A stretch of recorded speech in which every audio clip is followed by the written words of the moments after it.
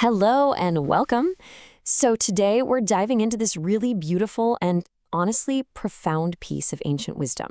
It's called the Sutra on the Fragrance of Precepts. It's short, it's elegant, and it uses a really simple conversation to unpack a huge idea: how our actions create this kind of invisible influence that travels way farther than any scent on earth. But let's start with a question, just to get you thinking. What do you think is the most powerful scent in the world? Is it a blooming flower, maybe that rich smell of sandalwood, some super expensive perfume? Just hold on to that thought, because that exact question is right at the heart of the story we're about to explore. All right, so to set the scene, we have to travel back in time, way back, over 2,000 years ago. We're in the Jetavana garden in a place called Śrāvastī, which was this well-known spot for peace and learning. The Buddha is there with his followers, and one of them is his cousin and most devoted attendant, a man named Ānanda. And you gotta know, Ānanda was famous for his incredible memory and just this deeply curious mind. So Ānanda goes up to the Buddha with this pretty simple observation. He says, he's noticed the sense of roots and flowers and even seeds, but then he asks this amazing question. Is there a fragrance out there that's so powerful it can travel everywhere? A scent that doesn't even need the wind to carry it? He's really looking for the ultimate, all-pervading fragrance. Now, you might expect the Buddha to name some mythical, celestial flower, or maybe a special kind of incense from the heavens. But nope.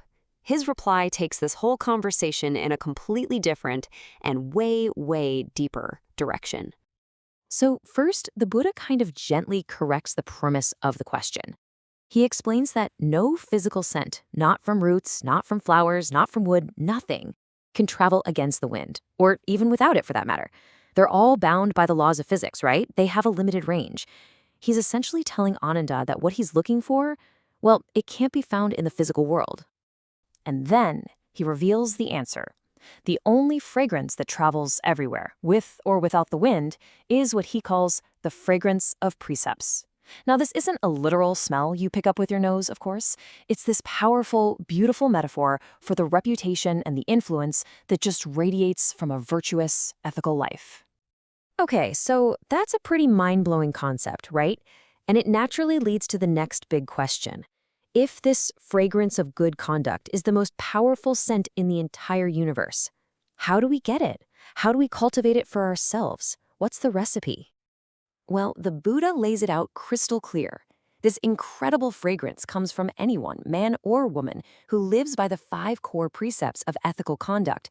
It's about committing to not harming living beings, not taking what isn't yours, not engaging in sexual misconduct, not speaking falsely, and avoiding intoxicants that just cloud up your mind.